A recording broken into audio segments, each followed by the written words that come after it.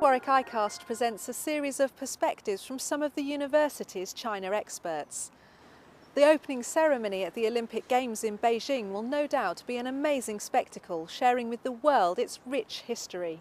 Dr. Red Chan from the Centre for Translation and Comparative Studies takes us through 2,000 years of life in China. What is Chinese culture for you? What do you think these things share in common? Relief map, revolving window, toothbrush, porcelain, vinegar, or steaming as a sterilization, or counting the age of trees by the number of rings. In fact, these are all either discoveries or inventions by the Chinese. These days, China is very much in the headlines. What you see, however, is mostly about politics, issues that break our heart or make us think very critically about China. Notwithstanding those issues being important, it is also significant that we look at China in the long view. We view the Chinese culture in its long history. So I would like to tell you something about the Chinese culture. And to begin with, we can use numbers. The Chinese culture is very ingrained in the world of numbers. For example, we have the philosophy of the yin and yang.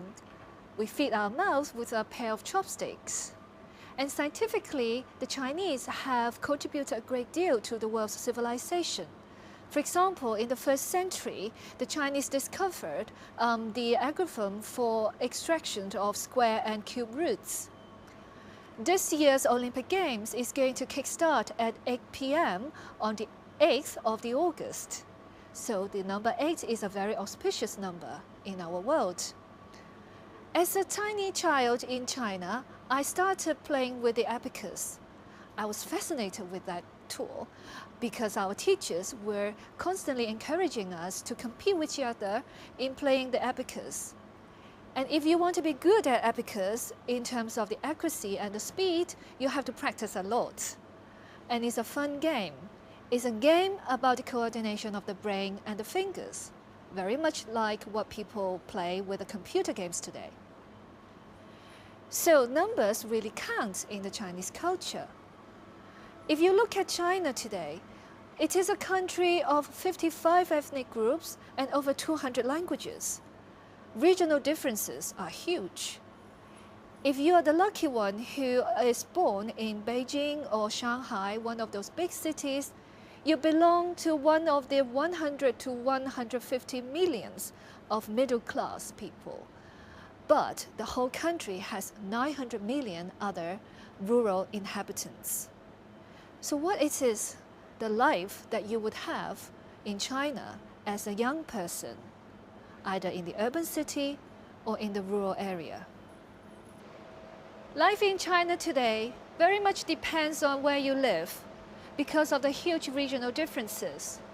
For example, if you are a lucky one, you live in the cosmopolitan cities of Shanghai or Beijing, and you are likely to live 15 years longer than somebody else in the other parts of China.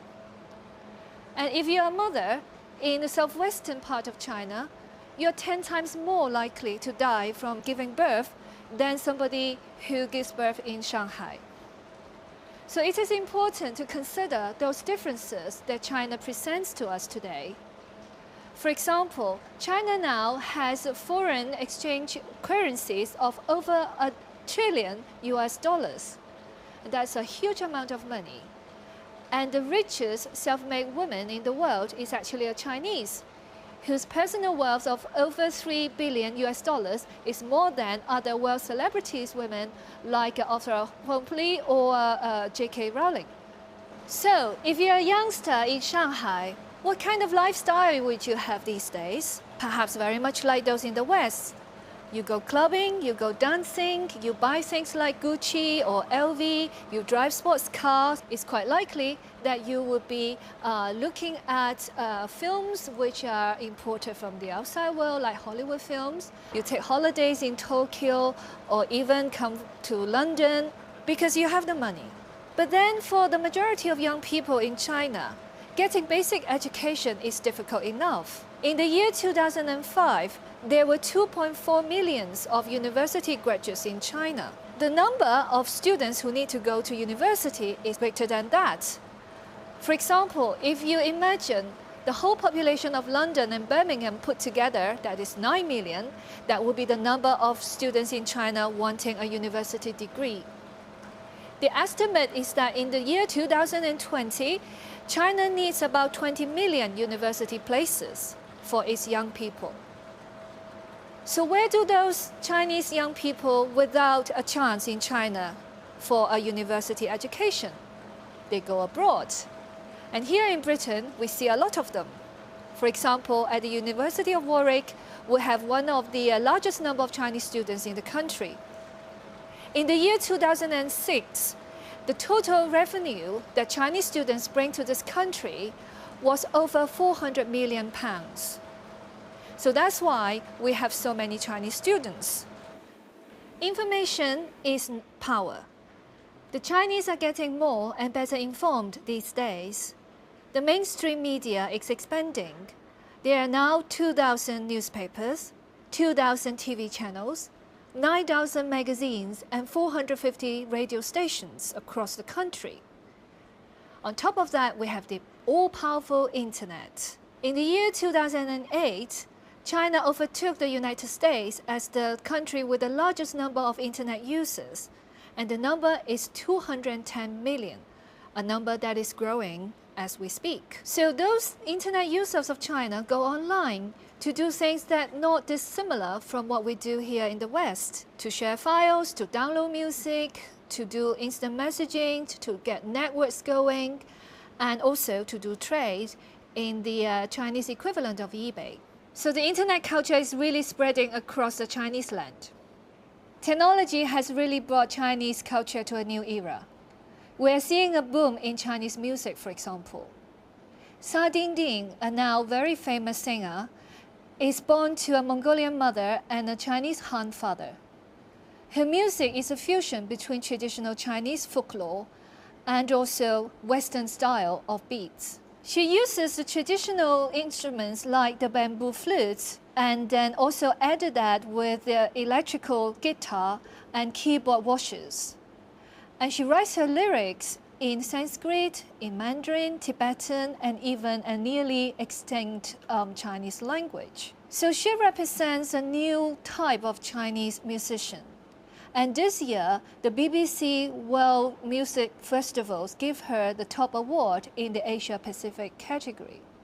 On this example, we are seeing a new China, culturally, artistically, which brings the past, the different kinds of regional differences of China together with the new, modern, very westernized styles. Some people have suggested the 21st century belongs to China, or China is becoming the superpower of this century. How true is this? I do not know if we already have an answer. Whether China presents a threat or opportunity for the world is open to question. If you were the Chinese government, you would have to handle a population of 1.3 billion. What do you do? Numbers and size does matter. It's like a very fortunate person who has won a big game over the gaming table. If you were the Chinese government, you would know how important it is to have a hand on those figures and numbers because you have a country of 1.3 billion to feed. So I hope you would also consider exploring China in its multiple differences, perhaps by looking at the figures. It's like somebody having the fortune of winning at the gaming table just overnight. China has seen the miraculous economic boom in the last 20 years, and it has learned or is learning to come to terms with such wealth. And the world is also needing to come to terms with what is happening in China, the transformations, the risk as well as the opportunities that China now presents to the world. So I hope I've shown you a China which is going through very many different directions of development. And I will invite you to explore China in your own way. Don't just think about the takeaway the Tai Chi or Great Wall or Tiananmen Mao when you think about China. Go to China. Explore cities as well as the majority of rural areas. Don't just go to Shanghai and Beijing, where you can only see mostly westernized lifestyle. China is full of opportunities and potentials and happy surprises if you're willing to explore. So go for it.